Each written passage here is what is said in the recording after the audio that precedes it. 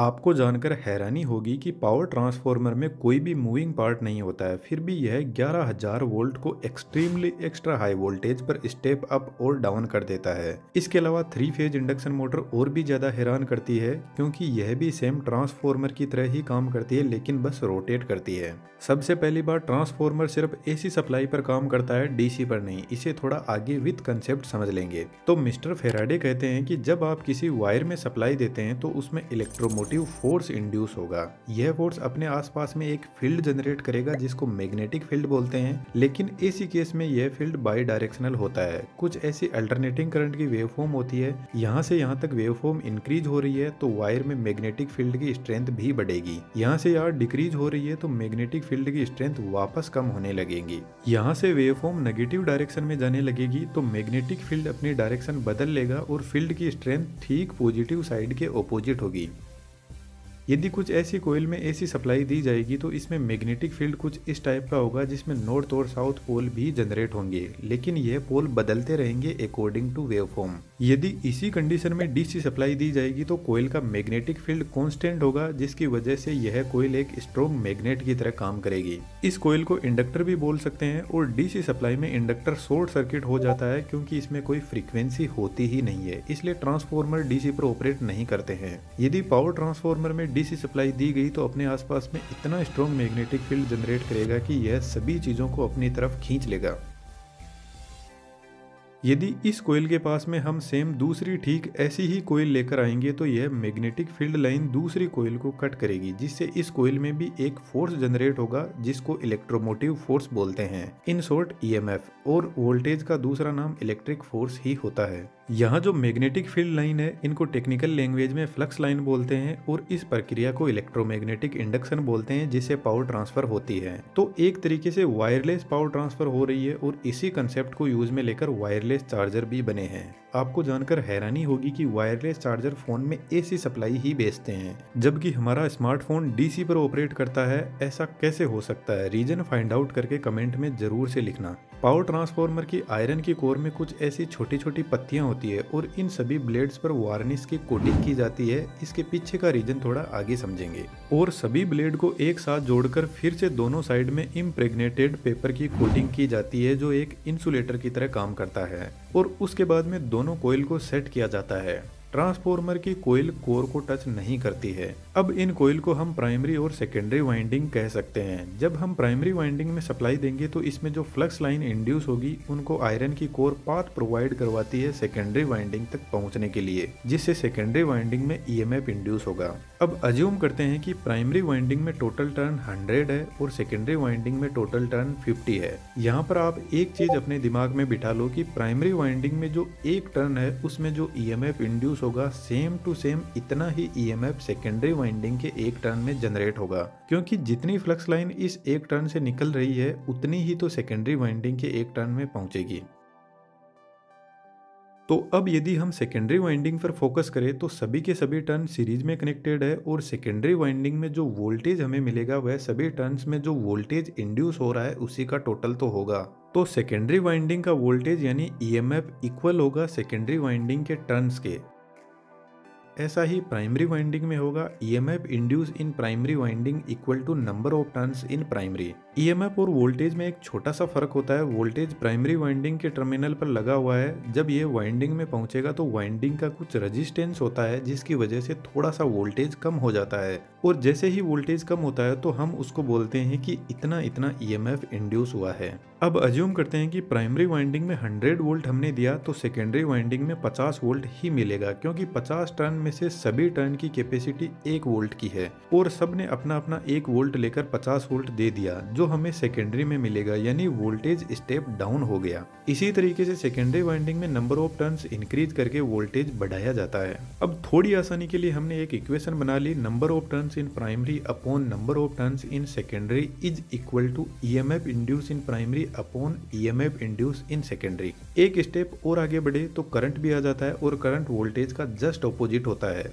तो सिंपल सी बात है, ट्रांसफार्मर यदि वोल्टेज को बढ़ाता है तो करंट को कम कर देता है, क्योंकि पावर हमेशा फिक्स रहती है। वोल्टेज करंट को कम ज्यादा किया जा सकता है, पावर नहीं बदली जा सकती।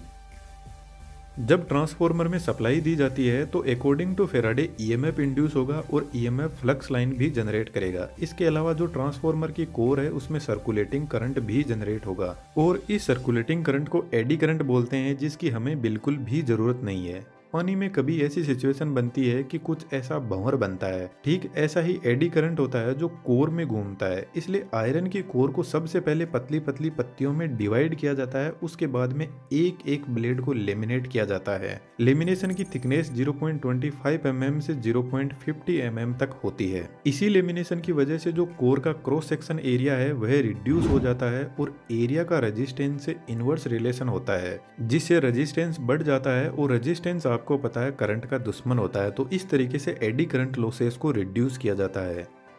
पावर ट्रांसफॉर्मर में जो आयरन की कोर होती है वह एक्चुअल में cold rolled green oriented silicon steel की बनी होती है, जो हिस्ट्रीसिस लॉसेस को रिड्यूस करती है। हिस्ट्रीसिस लॉसेस मैग्नेटिक फील्ड की डायरेक्शन बार बार चेंज हो रही है, इसी की वजह से इंड्यूस होते हैं। और आपको पता है जो ट्रांसफॉर्मर में हमिंग नॉइज सुनाई देती है वह इसी मैग्नेटिक फील्ड के बार बार चेंज होने की वजह से सुनाई देती है, जिसको मैग्नेटोस्ट्रिक्शन बोलते हैं। इस मैग्नेटोस्ट्रिक्शन की वजह से ट्रांसफॉर्मर की कोर एक्सपेंड और कॉन्ट्रैक्ट होती है, जो एक हमिंग नॉइज जनरेट करती है।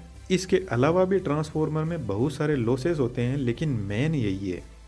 ट्रांसफॉर्मर में ठीक ऐसी ही 3 वाइंडिंग होती है 3 फेज के लिए, लेकिन जब हम प्रैक्टिकल ट्रांसफॉर्मर को देखते हैं तो उसमें आयरन की कोर कुछ ऐसी होती है 3 फेज सिस्टम के लिए, जिसमें सबसे पहले हर फेज के लिए प्राइमरी वाइंडिंग को सेट किया जाता है। यदि स्टेप अप ट्रांसफॉर्मर की बात करें तो प्राइमरी वाइंडिंग में कम टर्न्स होते हैं और वोल्टेज कम और करंट ज्यादा होता है, तो यहाँ पर काफी थिक कॉपर वायर काम में लिए जाते हैं। यह कॉपर वायर कंप्लीटली इंसुलेटेड रहते हैं। प्राइमरी वाइंडिंग के ऊपर सेकेंडरी वाइंडिंग को तैयार किया जाता है। दोनों वाइंडिंग के बीच में कोई भी इलेक्ट्रिकल कनेक्शन नहीं होता है। पावर ट्रांसफर इंडक्शन प्रोसेस के थ्रू ही होती है। वाइंडिंग का कनेक्शन 2 अलग अलग कनेक्शन में किया जाता है। जो हाई वोल्टेज साइड होती है वह स्टार कनेक्शन में कनेक्टेड रहती है। स्टार कनेक्शन में 3 फेज और न्यूट्रल भी मिलता है, इसलिए आपने हाई वोल्टेज लाइन के साथ में हमेशा एक एक्स्ट्रा वायर देखा होगा जो न्यूट्रल का होता है। Low voltage side delta connection में कनेक्टेड रहती है, इसमें सिर्फ 3 फेज होते हैं। दोस्तों कंफ्यूज नहीं होना है, मुझे पता है थोड़ा ज्यादा ही टेक्निकल है, पर टेक्नोलॉजी बहुत कमाल की है। अब यार 3D एनिमेशन की स्किल भी बहुत कमाल की है। आप चाहो तो हमारी 3D कम्युनिटी में आ सकते हो। स्टेप अप ट्रांसफॉर्मर सिर्फ एक ही जगह यूज होता है, पावर प्लांट में, जहां इलेक्ट्रिसिटी जनरेट होती है। वहीं से वोल्टेज को बढ़ा दिया जाता है। उसके बाद में जितने भी ट्रांसफॉर्मर होते हैं वह सभी के सभी स्टेप डाउन होते हैं। और स्टेप डाउन ट्रांसफॉर्मर में हाई वोल्टेज साइड डेल्टा में और लो वोल्टेज साइड स्टार में कनेक्टेड रहती है।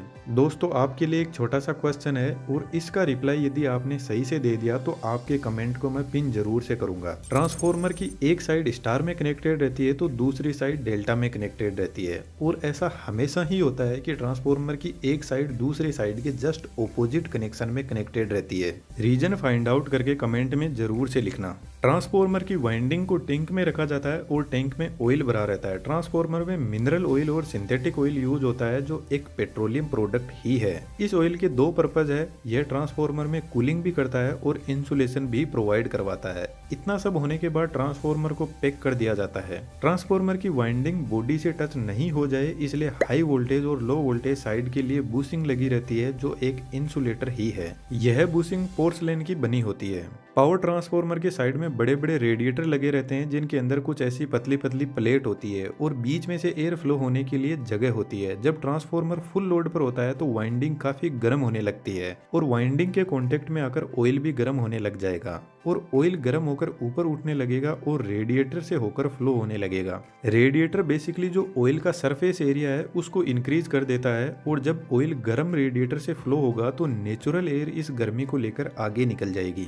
पावर ट्रांसफॉर्मर में कूलिंग के लिए रेडिएटर पर बड़े बड़े फैन भी लगे रहते हैं, जो ऑटोमेटिकली ऑपरेट करने लग जाते हैं जब ट्रांसफॉर्मर ज्यादा गर्म होता है। तो जब ट्रांसफॉर्मर अपने रेटेड टेम्परेचर से 10 डिग्री सेंटीग्रेड भी ऊपर चला जाता है तो इंसुलेशन की लाइफ हाफ हो जाती है।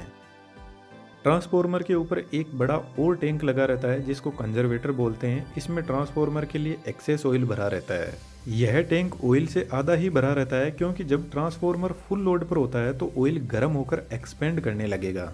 तो ऐसी कंडीशन में ट्रांसफॉर्मर कहीं फट ना जाए इसलिए ऑयल एक्सपेंड होकर कंजर्वेटर में चला जाता है।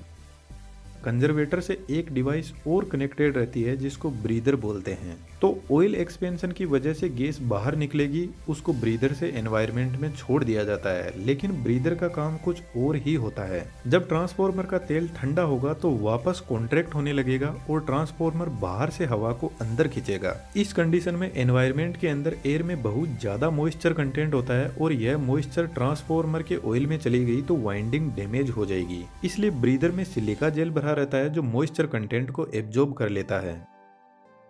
कई बार ऐसा भी हो सकता है कि ट्रांसफार्मर ओवरलोड की वजह से वाइंडिंग इंसुलेशन डैमेज हो जाता है और ऑयल में बबल्स क्रिएट होने लगते हैं और इन बबल्स की वजह से ट्रांसफार्मर में बहुत सारी गैसेस इंट्रोड्यूस होती है और ट्रांसफार्मर टैंक का प्रेशर बढ़ने लगता है। तो कंजर्वेटर और ट्रांसफार्मर टैंक के बीच में एक रिले लगी रहती है जिसका नाम बखोल्स रिले है। यह रिले पूरी की पूरी ऑयल से भरी रहती है और इस रिले के अंदर एक ट्यूब होती है जो एक एंगल पर कुछ इस तरीके से सेट रहती है और इसके अंदर मरकरी भरा रहता है और मरकरी आपको पता है एक कंडक्टिंग मेटल है। तो ट्रांसफार्मर टैंक में प्रेशर बढ़ने की वजह से टैंक में गैस जनरेट हो रही है, वह इस रिले में आने लगेगी और ऑयल धीरे धीरे कम होने लगेगा। इस प्रेशर की वजह से यहाँ पर लगा फ्लोट भी स्ट्रेट होने लगेगा, जिसकी वजह से फ्लोट से जुड़ी मरकरी इन दोनों कॉन्टेक्ट के बीच में कनेक्शन बना देगी और एक जबरदस्त अलार्म बजने लगेगा। अलार्म को सुनकर जीएसएस में बैठा हुआ जूनियर इंजीनियर ट्रांसफार्मर को ट्रिप कर देगा, लेकिन मान लो कि अलार्म काम ना करे तो बखोल रिले के अंदर सेम ऐसी ही एक ट्यूब और होती है।